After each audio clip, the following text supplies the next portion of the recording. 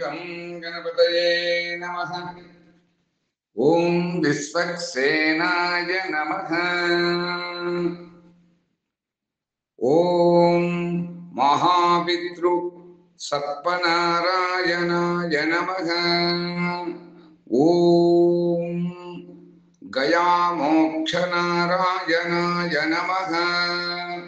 ॐ गोकर्ण आत्मलिंगेश्वराय नमः। ॐ रुद्रपादगया मोक्षस्थान महापितृरुद्राय नमः। మనము ఈ 10వ రోజున ముందుగా నైమిషారణ్యమునందు నివసిస్తూ ఉండేటటువంటి ఆ సౌనకాది మహామునులు అందరూ కూడా వ్యాసో నారాయణో హరి సాక్షాత్తు శ్రీహరి స్వరూపుడైనటువంటి ఆ వేదవ్యాస భగవాన్ యొక్క శిష్యుడైనటువంటి సూత మహర్షుల వారిని శ్రీ మహాగరుడ పురాణం గురించి ప్రశ్నించగా అంత వ్యాసుల వారు శ్రీమన్నారాయణుడు ఏ విధంగా ఆ వైణతేయుడు ఈ పురాణం గురించి తెలియజేసినారు అనేటటువంటి అంశములను యథాతథంగా మనం ప్రతినిత్యము కూడా ఆ మోక్షనారాయణుడు ఆ మోక్ష బ్రహ్మ ఆ మహాపితృరుద్రుడి యొక్క అనుగ్రహం చేత మనం తెలుసుకోగలుగుతున్నాం. అంతేకాదు మనకి ఆ పితృదేవత అనుగ్రహం చేత కూడా ఈ రోజున మనం తెలుసుకుంటున్నాం. ఈ రోజున ఆ భగవంతుని యొక్క కృప చేత గరుడ పంచమి కూడా అయినది. శ్రావణ మాసంలో ఈ రోజున గరుడ పంచమి విశేషంగా జరిపేటటువంటి ఒక మహోత్సవం హిందూ సాంప్రదాయంలో. ఈ రోజున చాలా మంది భక్తులు ఒక పిండితోటి ఆ యొక్క బొమ్మను ఆ వరి పిండితోటి ఒక సర్ప ఆకారంలో ఉండేటటువంటి 2 బింబములను తీసి ఆ యొక్క నాగదేవతతో కూడుకున్నటువంటి ఆ గరుడ ఆరాధన మనం ప్రతినిత్యము కూడా ప్రతి సంవత్సరము కూడా ఈ గరుడ పంచమి రోజున జరుపుకునేటటువంటి ఆచారము మనకి ఉన్నది. అందున ఈరోజు పంచమి శుభ పుణ్య దినం కాబట్టి ఈరోజు నాగదేవతలకు అలాగే గరుడ పంచమి కాబట్టి గరుడ దేవతకు కూడా మనము యథాశక్తిగా పూజలు నిర్వహించుకోవాలి. తద్వారా ఉత్తమమైనటువంటి సంస్కారంతో కూడినటువంటి సంతతి కలగడానికి ఆస్కారం ఉన్నది. అంతేకాదు స్త్రీల యొక్క ఋతు ధర్మములను ఆ శారీరకమైనటువంటి రుగ్మతలను కూడా నివారించేటటువంటి ఆరాధన మన హిందూ సాంప్రదాయంలో మనకు పూర్వ ఋషులు మునులు అందరూ కూడా పెద్దలు ఆచరించి మనకి తెలియజేసినారు. అంతేకాదు పురుషుల్లో ఉండే జీవ కణంబుల యొక్క దోషములుంటే కూడా ఆ జన్యు జీవ కణంబుల యొక్క దోషమును కూడా నివారించుకునేటటువంటి ఉపాయం ఉన్నది. ఈ సందర్భంలో ఈ రోజున మంగళవారంతో కూడుకున్నటువంటి ఈ యొక్క భౌమవాసముతో కూడుకున్నటువంటి ఈ పంచమి తిథి రావడం అది చాలా విశేషమైనటువంటి పర్వదినంగా మనం భావించాలి, గుర్తించాలి. తల్లి యొక్క గర్భంలో ఆ పిండం ఆ యొక్క ఏర్పడే మన ముందు అనేక సంస్కారాల చేత పూర్వజన్మ సుకృతమ చేత దుష్కృతమ చేత పిండము ఏర్పడుతుంది. అది అండము పిండముగా మారి పిండము ఈ బ్రహ్మాండంలోకి వస్తుంది అని మనం తెలుసుకున్నాం. ఆ తల్లి గర్భంలో ఉండేటువంటి ఆ అండం ఏ ఆకృతి ఉంటుంది అంటే ఒక సర్పాకారంలో ఉంటుంది అని మనం శాస్త్రపరంగా కూడా వైద్యులు మనకి తెలియజేస్తూ ఉంటారు. ఆ తల్లి గర్భంలో ఉండేటటువంటి ఆ సర్పాకృతిలో ఉండేటువంటి ఆ పిండ మనకు ప్రత్యేకముగా దేవత ఎవరు అంటే వల్లి దేవసేనా సమేత సుబ్రహ్మణ్యేశ్వరుడు. అందుకే ఈ మంగళవారం రోజున వచ్చినటువంటి శుభప్రదమైనటువంటి ఈ మంగళప్రదమైనటువంటి రోజున విశేషంగా సుబ్రహ్మణ్య ఆరాధనను కూడా మనం చేయగలము. చేసుకున్నట్లయితే ప్రత్యేకంగా నాగదేవతలు అలాగే గరుడ పంచమి కాబట్టి గరుడుని యొక్క విడతా కుమారుడైనటువంటి ఆ వైణితేయుని యొక్క అనుగ్రహము దాంతో పాటుగా సర్పరూపమును దాల్చినటువంటి ఆ సుబ్రహ్మణ్యేశ్వరుడు నమోస్తు సర్పేభ్యః ఏకే చ పృథివీ మను ఏ అంతరిక్షే ఏ జీవితేభ్యస్తర్వేభ్యో నమః అని ఈ 3 ఆరాధనలను కూడా ఈ రోజున మనం కనుక ఆ ఆవు పాలను ఆ స్వామివారికి ఆ అభిషేకంలాగా చేసి చిమ్మిలిని ఆ తెల్ల నువ్వులతో బెల్లముతో తొక్కినటువంటి చిమ్మిలిని కూడా నైవేద్యంగా సమర్పించి మనము ఉపవాసంలో కనుక యథాశక్తిగా ఆరోగ్యం కలిగినటువంటి వారు ఆచరించినట్లయితే స్త్రీ పురుషాదులకు అందరికీ కూడా విశేషంగా ఆ అనుగ్రహం కలిగి తద్దోషములు తొలగి వాళ్ళ యొక్క వంశాభివృద్ధి కలుగుతుంది. తద్వారా పితృదేవతలకు వారు రుణము తీర్చుకునేటువంటి అవకాశం కలుగుతుంది. ఈ సందర్భంలో ఉత్తమమైనటువంటి సంతతి కలగాలన్నా, సంతతి కలిగినటువంటి సమస్యలు నివారించుకోవాలన్నా, ఆ సంతతి వృద్ధిలోకి రావాలన్నా కూడా మన ఐందవ సాంప్రదాయంలో ఈ నాగదేవత ఆరాధన విశేషంగా మనకి పెద్దలు తెలిపినారు. మనకు ఉన్నటువంటి 9 నవనాగ దేవతల్లో మన విశేషంగా కాళీమర్దనుడు శ్రీకృష్ణ భగవానుడు ఆ కాళీని మర్దించినాడు కనుక ఆ మిగిలినటువంటి సర్పదేవతలు అనంతం, వాసుకిం, శేషం, పద్మనాభంచ, కంబలం, శంఖపాలం, ధృతరాష్ట్రం, తక్షకం, కాళీయం తథా ఏతాని నవనామాని నాగానాంచ మహాత్మనాం సర్పదర్శన కాళేవా పూజా కాళే ఎప్పటేతు తస్య సర్ప భయం నాస్తి సర్వత్ర విజయీ భవేతు అన్నారు. అంటే ఈ నాగదేవతారాధనలో విశేషంగా చెప్పబడినటువంటి ఈ యొక్క నవనాగ స్తోత్రమును ఎవరైతే ఒక సర్పము కనపడినప్పుడు నవనాగ దేవతలారా నన్ను రక్షించండి అని కనుక మీరు ప్రార్థన చేసినట్లయితే అనంతుడు, ఆదిశేషుడు ఇత్యాదిగా ఆ నామములను మనం పఠించినట్లయితే ఆ సర్పము మనం ఏమీ భయభ్రాంతులకు గురి చేయకుండా తన దామును తాను వెళ్ళిపోతుంది. తద్వారా మనం అందరము కూడా సర్పశాంతిని పొందిన వారమై వంశాభివృద్ధి కలవారమై అవుతాము. అలాగే ఈ బలాఢ్యులుగా పుట్టవలసినటువంటి సంతతి ఆ వినతానందదాయకుడైనటువంటి ఆ వైణితేయుడు గరుత్మంతుడు ముందుగా ఒక రోజున ఆయన కూడా కశ్యప ప్రజాపతి వినత యొక్క కుమారుడు. ఇందుకు పై తెలిపినటువంటి ఆ సర్పజాతి అంతా కూడా ఆ కశ్యప ప్రజాపతి 2 భార్యలు ఉంటారు. ఒక భార్య పేరు కద్రువ, ఇంకొక భార్య పేరు వినత. కద్రువ యొక్క సంతతి కశ్యప మహాముని యొక్క సంతతి ఎవరు అంటే నవనాగ దేవతలు. కశ్యప మహాముని మరియు వినతాదేవి యొక్క కుమారుడైనటువంటి వారందరూ కూడా గరుత్మంతుడు, అనూరుడు అని ఉన్నారు.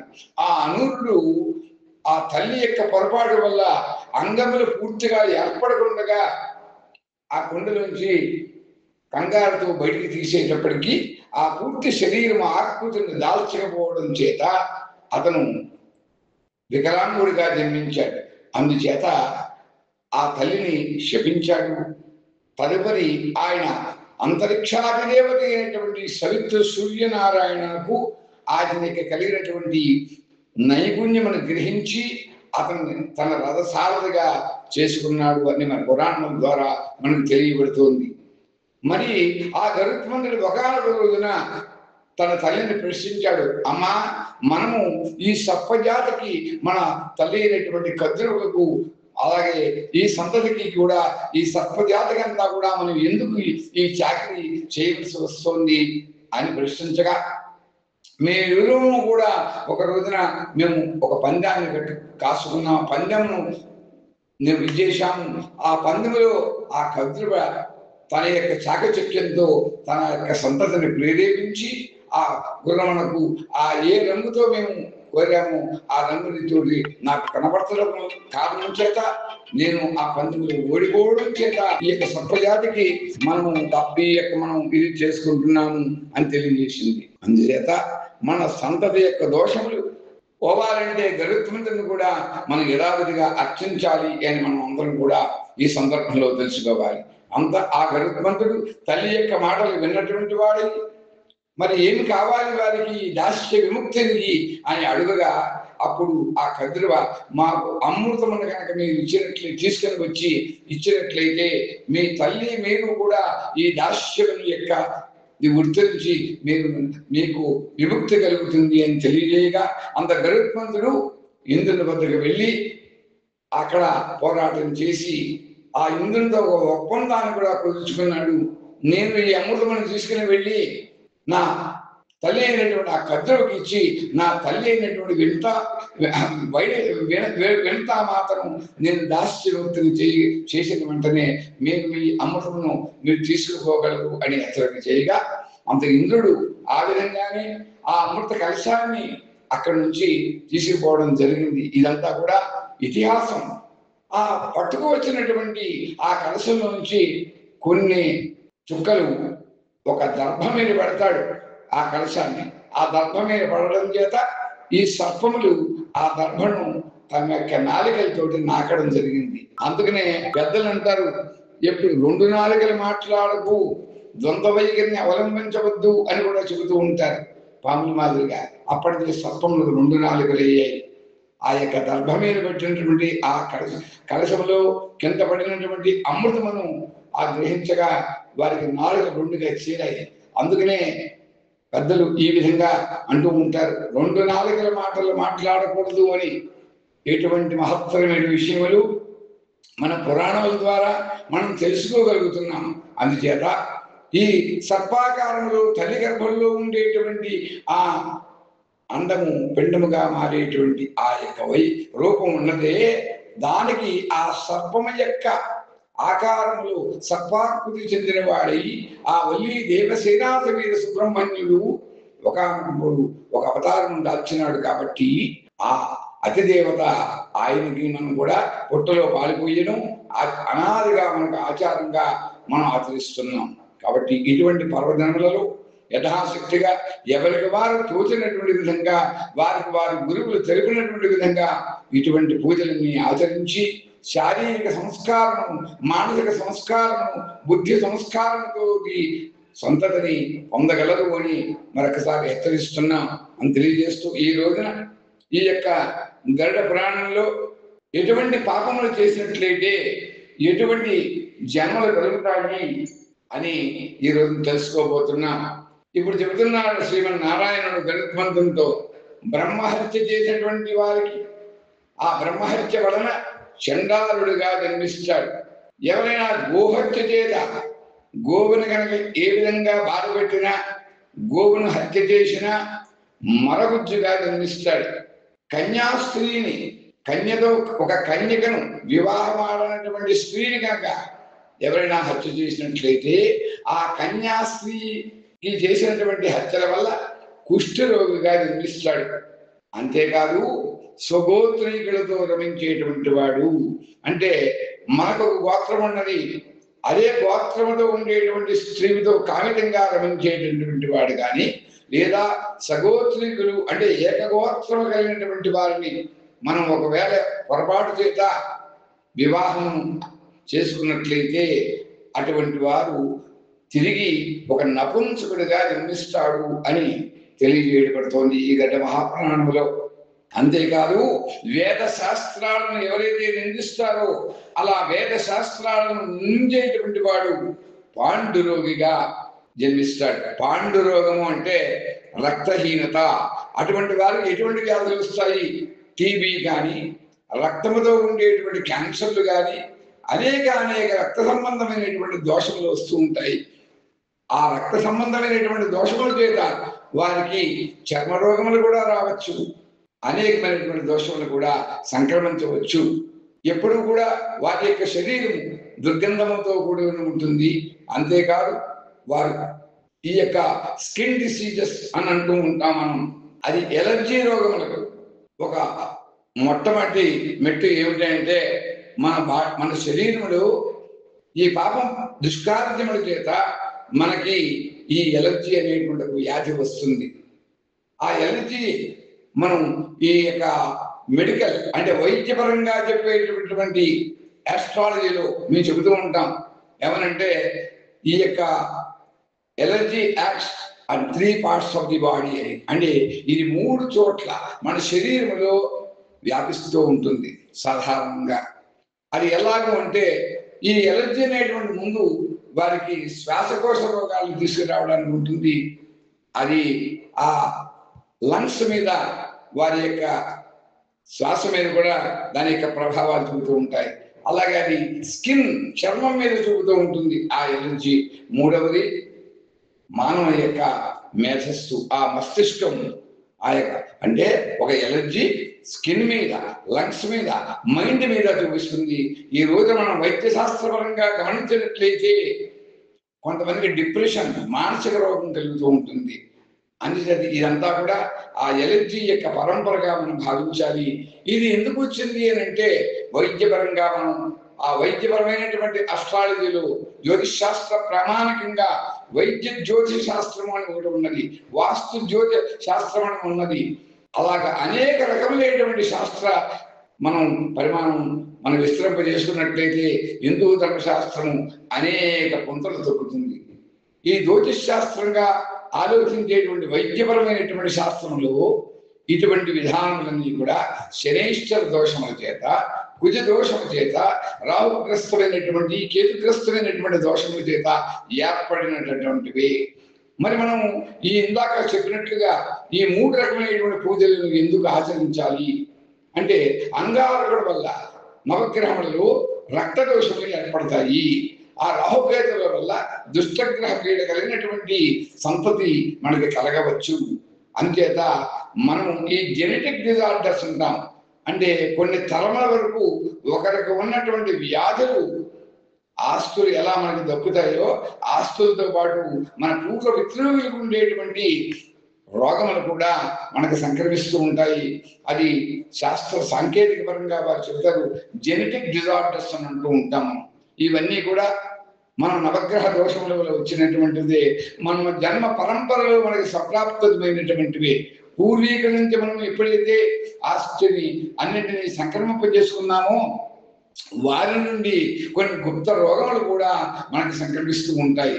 ఇవన్నీ తొలగించుకోవాలి అంటే ఇటువంటి పర్వదినములలో హిందువులు ఆచరించినటువంటి మన పూర్వీకులు మనకు తెలిపినటువంటి ఇటువంటి గరుడ పంచమి, నాగపంచమి, ఈ సుబ్రహ్మణ్య ఆరాధనలు మనం ఆచరించుకుని మనం సర్వదా రోగరహితులమై ఉండుదుముగాక అని మనం ఈ సందర్భంలో ఎటువంటి రోగములు మనకి సంప్రాప్తమవుతున్నాయి అని ఈ గరుడ పురాణం ద్వారా కూడా మనకు తెలియబడుతోంది అని తెలియజేస్తూ, ఎవరికైతే ఈ యొక్క మా వేద శాస్త్రాలను నిందిస్తూ ఉంటారో, పెద్దలను పండితులను కూడా అవహేళన చేస్తూ ఉంటారో వారు పాండితులుగా జన్మిస్తారు. ఎవరైతే పుస్తకములు దొంగతనం చేస్తూ ఉంటారో అలా పుస్తకాలు దొంగిలించేటువంటి వాడు ఒక గుడ్డివాడుగా, అంధుడుగా జన్మిస్తాడు.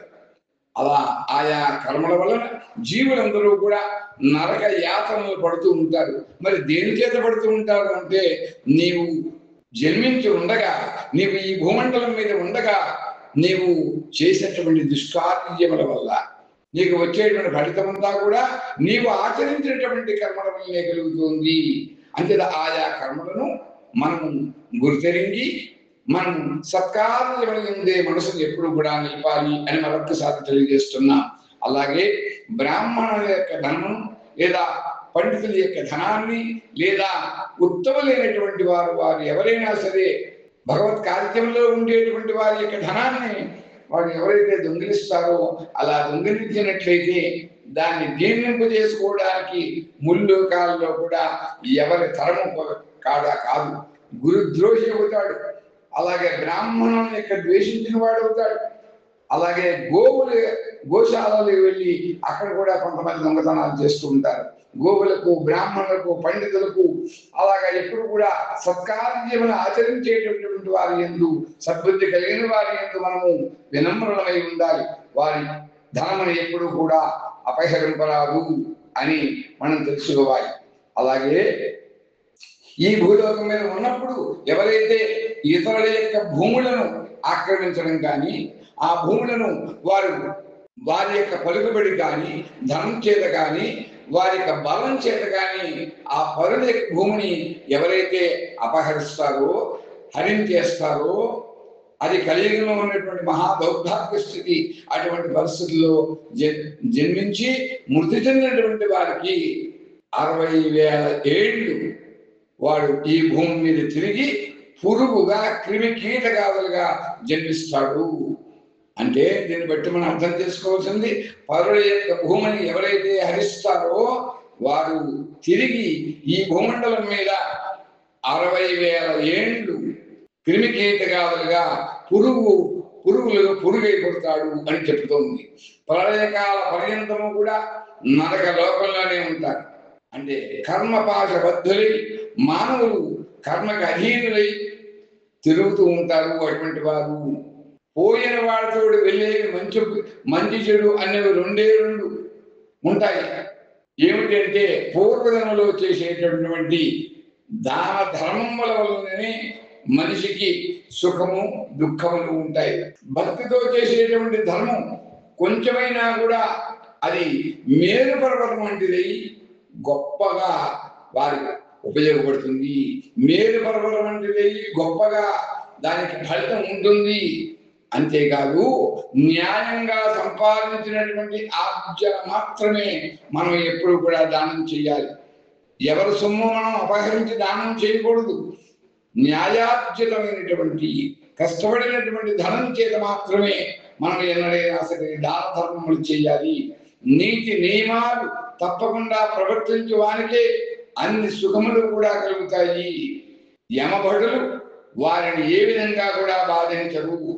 ప్రజలందరికీ కూడా ఈ విశ్వంలో ఉండేటటువంటి ఉపయోగపడేటటువంటి పనులు మనం ఎన్నడూ కూడా ఆచరిస్తూ ఉండాలి.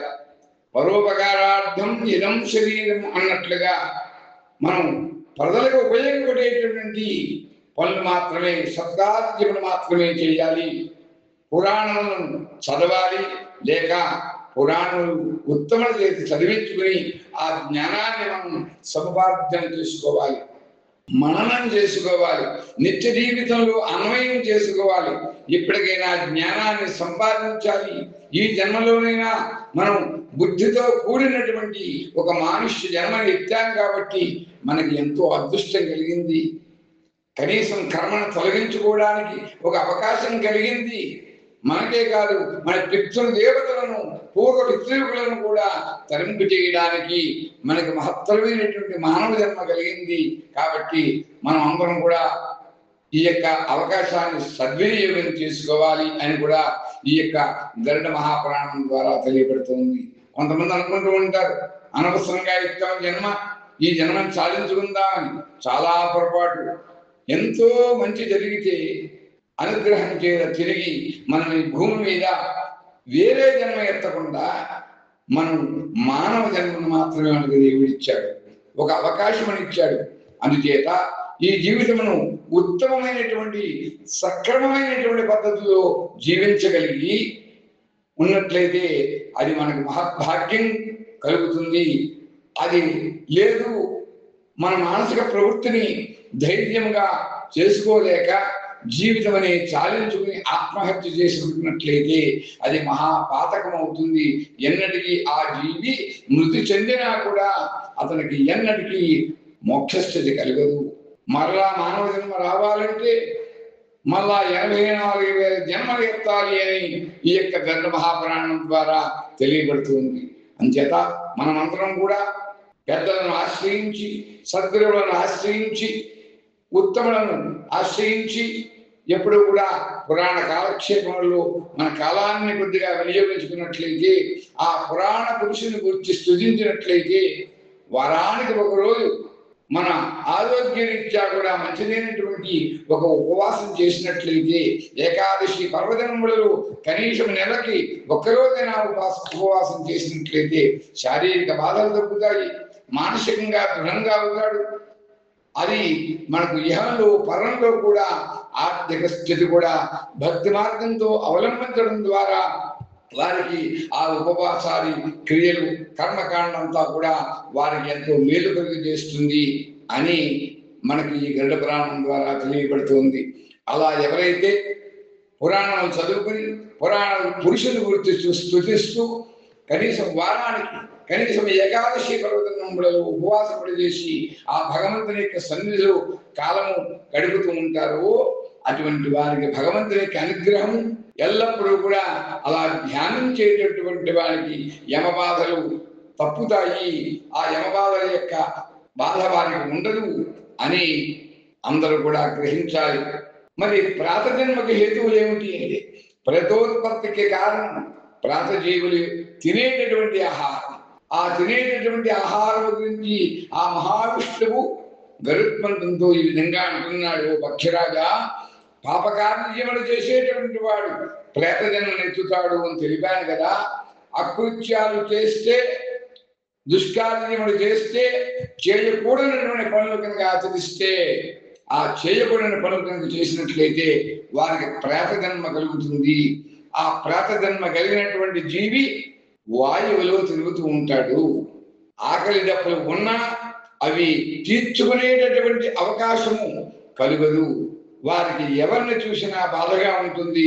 అందుకనే గాలి ద్వారా, గాలి అంటే వాయువు, ఆ వాయువు ద్వారా పంచభూతముల్లో తిరుగుతూ వారు అందరినీ కూడా వారు బాధపడుతూ అందరినీ కూడా బాధిస్తూ ఉంటారు. దీనికి ఒక ఉదాహరణ మనం ఈ రోజున తెలుసుకోవచ్చు. ఎందుకంటే కరోనా అనేటువంటి ఒక మహావ్యాధి వచ్చింది. ఎవరికి కర్మకాండలు పూర్తిగా ఆచరింపబడలేదు. అనుకోకుండా వారు మరణం చెందడం జరిగింది. అకాల మరణం సంప్రాప్తించింది. ఆ అకాల మరణం సంప్రాప్తించినటువంటి సందర్భములలో ఎవరింటిలో వారు ఉన్నా, వైద్యశాలలో ఉన్నా, వారికి జరిపించవలసినటువంటి ఆ కర్మకాండలను యథావిధిగా ఎవరు జరిపించలేకపోయారు. కనీసము వారి యొక్క మరణించినటువంటి సమయంలో కొన్ని సందర్భాలలో వారి ఆప్తులు ఈ యొక్క కార్యవలయందు వారు కూడా పాలు పంచుకోలేకపోయారు. అంతేలా ఆ జీవి ఈ పంచభూతములలో సంచరిస్తూనే ఉంటారు. అటువంటి వారు ప్రేతాత్మ రూపులై ఉంటారు. అందుచేత ఆ కరోనా అనేటువంటి ఒక మహమ్మారి ఈ రోజున ఈ కలికాలంలో అనేక వ్యాధులను మనకు సృష్టిస్తూ ఉన్నది. ఇది జగమెరిగినటువంటి సత్యము. కానీ మనము బుద్ధి సూక్ష్మతతో అటువంటి మహత్తరమైనటువంటి అంశములను గ్రహించము. ఎందుకంటే వారిని ఆ మరణకాలంలో దగ్గరగా ఉండి చూసుకోలేదు, మాట్లాడలేదు. అయ్యో నా వారిని వదిలేసి వెళ్ళిపోయానే అని వారి యొక్క కార్యక్రమం పూర్తిగా జరగకపోవడం చేత వారి యొక్క అకాల మరణం సంప్రాప్తమవ్వడం చేత వారందరూ కూడా ఈ పంచభూతములో తిరుగుతూ ఉంటారు. అదే ప్రేతాత్మరూపము యొక్క స్థితి. అలా ప్రేతాత్మరూపులైనటువంటి వారికి మరి ఎన్నడూ శాంతి కలుగుతుంది అని అంటే, పోయినటువంటి వారందరూ కూడా మనకి పితృదేవతలే. దౌర్భాగ్య స్థితి ఏమిటంటే ఎవరికి వారి పితృదేవతలు అనుకుంటూ ఉంటారు. కానీ ప్రభువులందరూ కూడా దేశంలో ఒక విశ్వ కళ్యాణ నిమిత్తమై ఎవరైనా కనుక అందరూ జీవులే, అందరూ మానవులే అని గ్రహించి విశ్వ కళ్యాణ నిమిత్తమై కరుణా సమయంలో పోయినటువంటి వారి కోసం మనం అధిదేవత, ప్రత్యదేవత, సహిత అంతరిక్షాధిదేవత అయినటువంటి ఆ సవిత్ర సూర్యనారాయణ ముందు నుంచుని మనం భాను భాస్కర మార్తాండ చండరశ్మి దివాకర ఆయురారోగ్యమైశ్వర్యం బలం పుష్టిర్మహర్దిశ మిత్ర రవి సూర్య భాను ఖగ పూష్ణ హిరణ్య గర్భ సవిత అర్క భాస్కరేభ్యోని 12 నామములతో. అంతేకాదు విష్ణు సహస్రనామములో ఒక నామం ఉన్నది, ఒక వాక్యం, ఓం భూర్భువస్సువ స్వస్తరుస్తారః సవిత సర్వలోక పితామహ. ఓ సర్వలోకములో ఉండేటువంటి పితృదేవతలారా, మీరందరూ కూడా శాంతి పొందండి. ఓం భూర్భువస్సువ స్వస్తరుస్తారః సర్వలోక సవితా పితామహ. ఆ సూర్యనారాయణుడి అంతరిక్షాది దేవతయే తన సూర్య కిరణముల చేత వారి ప్రేతాత్మ జన్మ నుండి వారి విముక్తిని చేయగల సమర్థుడు అని మనం ఎవరి కోసమైనా విశ్వ కళ్యాణం కోసమే కాకుండా ప్రార్థన చేసినట్లయితే కొంత ఆ దోష నివృత్తి కలుగుతుంది. మానవులందరూ కూడా సుఖ సంతోషములతో ఆయురారోగ్యములతో అటువంటి కరోనా మహమ్మారి అనేక ఆకృతులు చెందకుండగా జరుగునుగాక అని ఈ సందర్భంలో ఈ విషయములన్నింటినీ కూడా తెలియజేయడమైనది. అంతేకాదు, ఎవరైతే బలవన్మరణం పొందుతారో, అకాల మరణం పొందడానికి కారణం ఏందో అలా బలవన్మరణం వల్ల కలిగేటువంటి బాధలు, అటువంటి వారు ఆ పురిటింటిలో కూడా భోజనం చేసేటువంటి వాడుగా ఉంటాడు. అతిథి అభ్యాగతను ఆదరించినటువంటి వాడు. అతిథి అభ్యాగతో స్వయం విష్ణు అంటారు పెద్దలు. మన ఇంటికి వచ్చిన అతులు అభ్యాగతి అంటే శరణాగతి కోరికొచ్చి అన్నమో రామచంద్ర కొద్ది దాహము తీర్చండి అని అడిగిన వారికి చేసేటువంటి సేవ వల్ల ఎంతో విశేషమైనటువంటి పుణ్యం కలుగుతుంది అని శాస్త్రంలో తెలుపబడింది. అతిథి అభ్యాగతో స్వయం విష్ణు భగవానుడే మన ఇంటికి వచ్చాడా? ఎవరైనా 12 గంటల కాలంలో మన ఇంటికి వచ్చినట్లయితే సాక్షాత్తు దత్తాత్రేయుడే వచ్చాడా అన్నట్టుగా మనం భావించాలి. మనం ఈ సందర్భంలో శ్రీవల్లభ స్వామి వారి యొక్క చరిత్ర గమనించినట్లయితే సుమతి రాజా అనేటువంటి పుణ్య దంపతులకు పిఠాపురంలో జన్మించినారు. ఆ గురు దత్తాత్రేయ కృష్ణుడైనటువంటి శ్రీపాదవల్లభ స్వామి అయినవెల్లి వినాయకుడి యొక్క అనుగ్రహం చేత ఆ వంశస్థులు సవితృకాడకు జరిగినటువంటి యజ్ఞం చేయగా ఆ దత్తాత్రేయుడు కరుణించి అపరాహ్న కాలములు అంటే మధ్యాహ్న కాలములో అక్కడికి వచ్చారు. వచ్చి అమ్మా భిక్షాందేహి అన్నారు. అంతా ఆ సుమతీదేవి బయటికి వచ్చి ఆయన అని భిక్ష ఇవ్వగా నువ్వు నన్ను అమ్మా అని సంబోధించావు కాబట్టి నీవు నాకు పుత్రుడిగా కలగాలి అని ఆవిడ గ్రహించి పురాతన సుకృతం చేత దత్తాత్రేయుడి వారి ఇంట వెలవడం జరిగింది. అంటే అపరాహ్న కాలంలో లేదా మరి ఏదైనా సందర్భంలో మన ఇంటికి అతిథి అభ్యాగతులు వచ్చినప్పుడు వారి యథాశక్తిగా మనం సత్కరించాలి.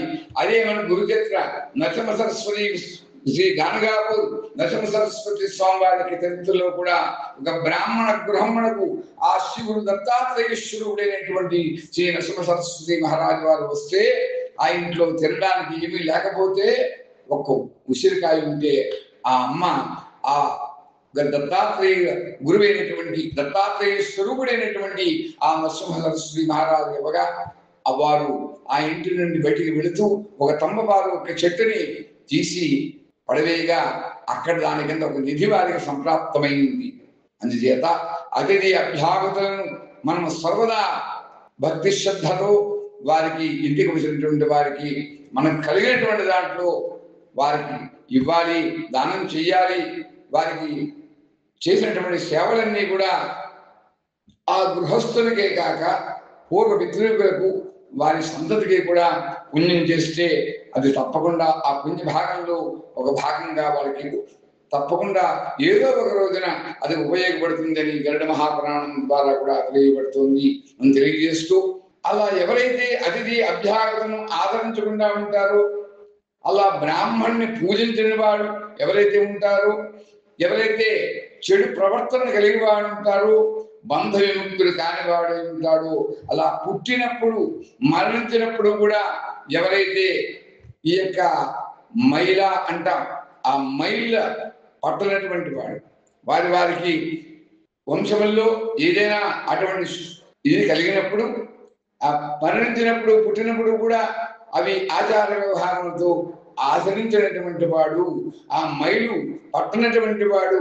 అన్న వస్త్రములు దానములు చేయనటువంటి వాడు, ఆశ వీడని వాడు, దురాశాపరుడు, లోభి మొదలగు వారందరూ కూడా రాబోయేటువంటి కాలాల్లో ఇలా బలవన్మరణాన్ని పొందుతూ ఉంటారు. వాళ్ళకి అన్నవస్త్రములు దానం చేయలేవరు కూడా ఆశని వీడి ఉండలేరు, దురాశపరులుగా ఉంటారు, లోభిగా ఉంటారు. అటువంటి వారందరూ కూడా బలవన్మరణాన్ని ఉత్తర జన్మలలో పొందుతూ ఉంటారు అని గరుడ మహాపురాణం తెలుపబడింది అని తెలియజేస్తూ ఈ రోజు మనం స్వస్తి చెప్పుకుంటున్నాం. స్వస్తి ప్రజాభ్య పరిపాలయంతాం న్యాయేన మార్గేణ మహిం మహీషాః గోబ్రాహ్మణేభ్యః శుభమస్తు నిత్యం లోకాః సమస్తాః సుఖినో భవంతు. ఓం పుండరీకాక్ష పుండరీకాక్ష పుండరీకాక్ష మోక్షనారాయణ మోక్ష బ్రహ్మణే మోక్షరుద్రాయ నమః. ఓం స్వస్తి ఓం స్వస్తి ఓం స్వస్తి.